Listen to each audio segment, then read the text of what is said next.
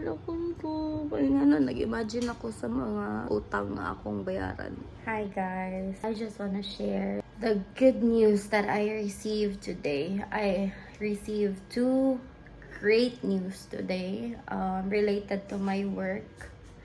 So, it's really happy. I feel so blessed today. There was a point this year na I was questioning if I was good enough, if I'm still relevant, because I was getting back to back, not direct rejections, but just ghost me, A few months ago, I was like really questioning if I'm still an asset to one's business. And then things shifted. Today I received two great news. I don't know if I should really share this, but nagpuno ko og two clients. Magbisaya lang ko kay just in case makita nila. At least dili kay sila kasabot. Kuha ko og duha ka kliyente additional. One was a referral from my friend. And then one was from an agency that I have been getting clients. Dili ko directly connected to them. They don't have a cut sa akong pay, pero they set me up with clients. So I really thought that wala lang. It's one of those mga igura ko ingnon nga kuan, mo update lang me. But same day, guys, just one conversation, they decided nga kuhaon ko. One client, the offer was so great. I'm super excited sa ilang industry, sa ilang business. Second, ako adjust siyang niche, real estate, property management. Very similar sa other one, but nindot pa siya offer. And ganina nag-talk mi balik kay discuss mi sa schedule kay medyo flexible siya, so iyang gikuha nga akong preference sa schedule. And then she told me nga padalhan ko niya og MacBook. Oh my God! MacBook, guys. Ako, nag-work ko as a VA for 6 years. I have never used a MacBook. Honestly, close kay ko sa idea nga mag-MacBook because I find it so expensive. Wala mong gusto sa era na nga kanagong hambugay.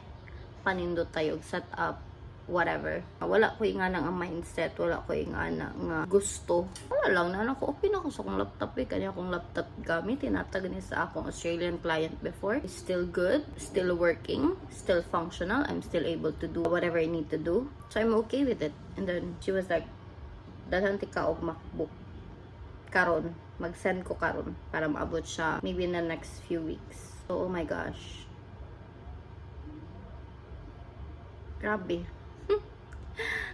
Grabe. I'm just so happy. I'm just so blessed. I feel so blessed. Thank you kaya, Lord.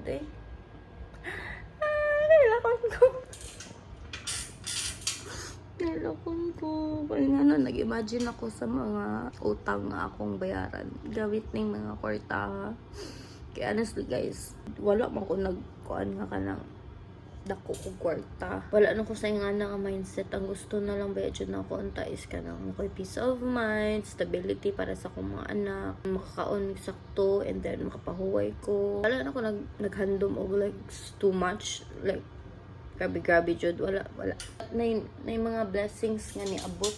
And who am I to say no sa kaning mga blessings, especially if kabaw ko nga kaya na ko siyang i-handle, kaya na ko siyang buhaton, makamanage ra ko, diba? Nagunahon na ako, nagplano na ko kung sa'yo ako mong gamitan sa mga kwarta, sa mga sweldo nga ako ma-receive. Ako yung plano is i-pay off dyan na ako ang akong mga utang, guys. Mo dyan na pay off na ko akong mga utang. Humnon ako og bayad ang akong yuta sa daan bantayan, kay napakoy kulang mga siguro 300k na lang to para ma-fully paid na ko ang 400 square meters na ko nga yuta dito. Then humnon po na mo bayad ang katong yuta nga among gi-purchase sa igsuon sa papa sa akong partner para makatukod mi og balay dito. Small lang gud, wala mi nangandoy og grabe kad ako kay ngano na-realize na mo katong sa among apartment plus katong 3 bedrooms, jugay siya nga balay for us. kapoy kaayo dako kay mong balay, dili kayo nimo magamitan ng area sa imong balay. So wala namin nangandoy ana. Amo na lang jud ron peace of mind, which means mga life insurance, HMO, secure na ko ang college funds or educational funds sa akong mga anak. Maka-secure ko og savings for them. Gusto mi nga na ami mabilin nga business sa each of them and own property each of them. Hopefully sa isa lang ka compound, and then naala sila yung mga parte-parte. Nga na akong kuan guys, and siguro ang pinaka luxurious na asa akong kuan karon isang farm lot nga among pangandoy. Gusto na magka-farm lot. Gusto good mean nga mo relax na lang ini-retire. So ano siya, mo na ang purpose sa farm lot. I'm just so happy. Salamat kayo ko. Salamat siya kayo ko sa nitabang na ako nga makakuha ani nga client. Salamat po kayo ko sa kadi nga agency nga sukad I don't know mga 2 years, 3 years na siguro sila sig-match na ko ang mga clients. So ang ako mga client previously guys dito gikan nila, pero di was like cut sa akong pay. I think what they're just getting is like a one-time payment from the client lang once successful ang ilahang pag-connect. I think kana ra. But yeah, the pay wala sila cut, which is maoy akong ganahan mao wala pud ko ni succeed sa mga sa uban agencies kay dili jud ko comfortable sa idea nga na sila cut sa akong pay. I find it so unfair, although I understand why, but it's just my own preference mong wala jud ko ni go sa mga agency. I'm so grateful. And then akong mga kuan kliyente ron guys, maayo ra pud jud kaayo. Akong long term client 2 years kapin na. Grabe, every week way palya ang sweldo, pero within sa akong shift mag-request lag isa, duha, tulo, upat ka report man na kaduhan ako nga kuan okay ra pud siya. Nay times nga musugmat pero okay siya and okay ang pay. Katulo balik na to na ako nga kliyente, nagikuha ko nilag balik tutong time pa jud nga grabe ang ako mga rejections nga na-receive. Gitistingan lang na ako og top kay naka-receive ko og email sa kanang katong agency nga akong i-mention kanina nga ngita og VA ang kaning nga company, kaning nga client. Check na ko la mo man akong client sa una ngita sila VA nya sa ako agi kuan. So ni tap ko sa katong old client na ko na ano ko nga uy nabi ako na-receive nga na wala pa ako na-reply sa kanang agency kay I wasn't sure if open mo sa idea nga i-hire ko balik. Nabi agi ka na ba ako dito, ila ko gikuha balik.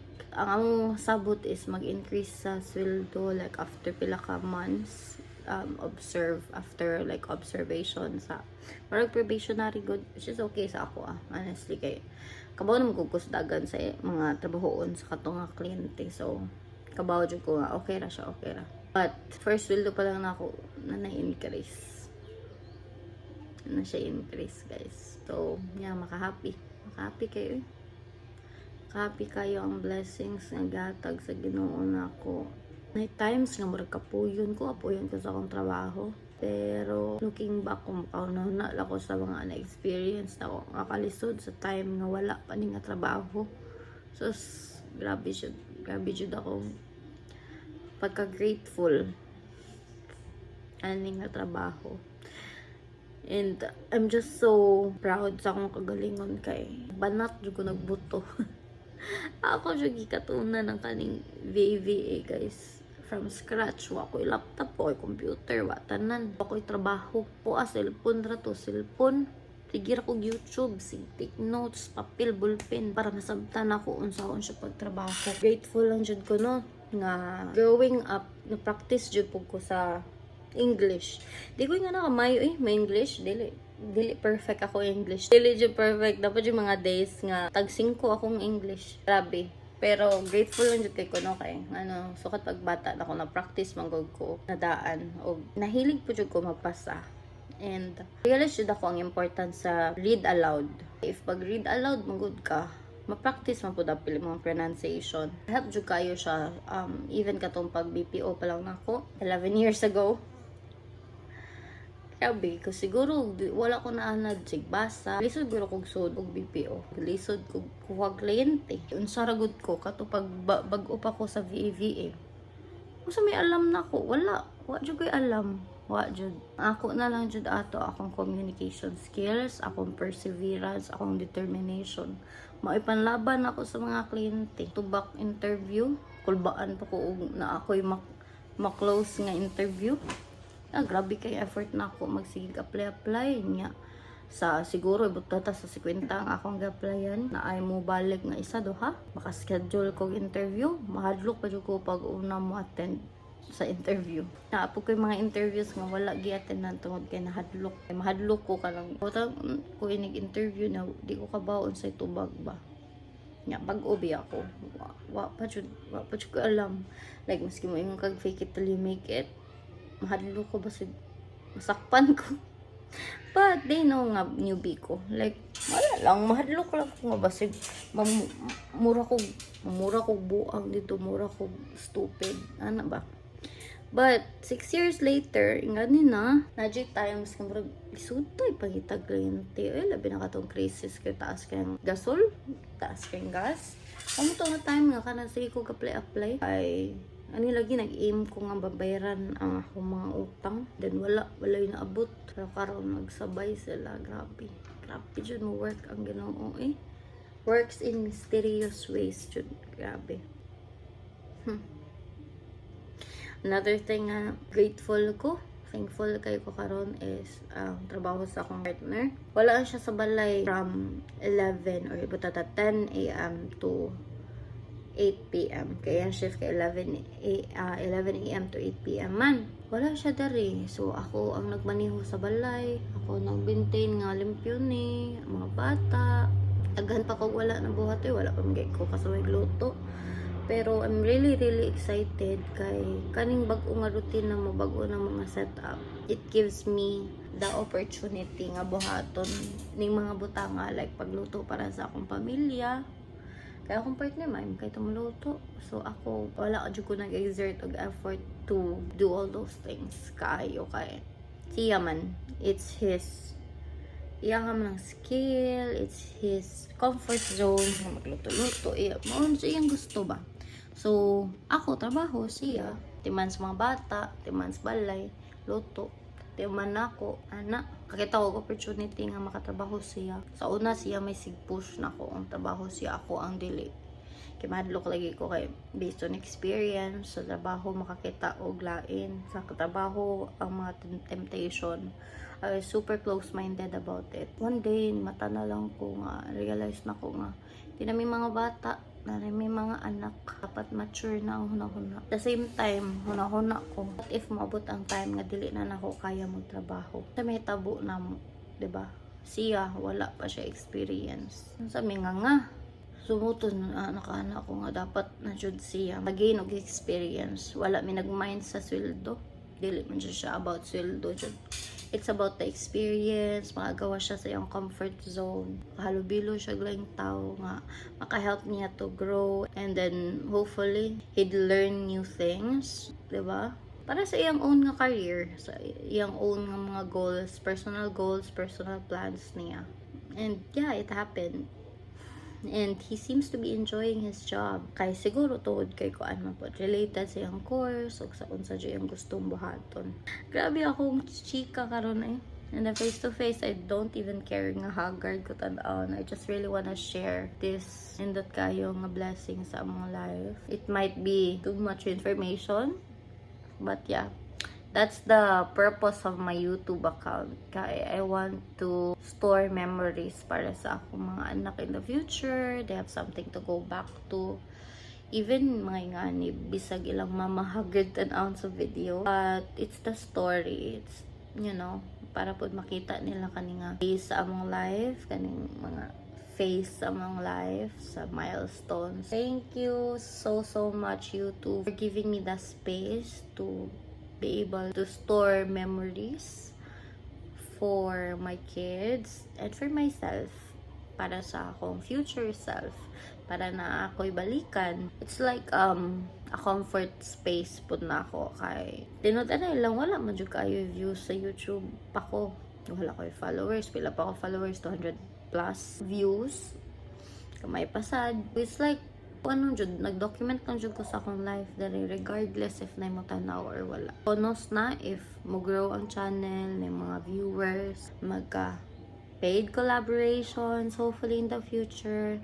But if not, na palang daan nga nakastore ko sa akong sa mga memories sa mong life, sa mga chapters sa mong life. It's a blessing na for us. It's something that I'm really, really grateful about. I am open to paid collaborations. I'm really, really, really, really, really hopeful na maabot na ko sa point nga ingana sa akong content creation journey and sa akong affiliate journey. But I am not rushing. I am just taking things slowly, in my own pacing, in my own time, in God's time.